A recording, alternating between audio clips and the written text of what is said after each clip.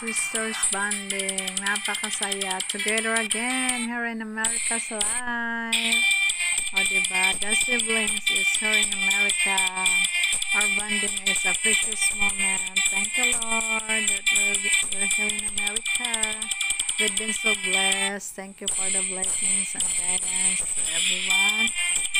Lord, thank you for all the gifts that we receive every day from my family, my son. Thank you all.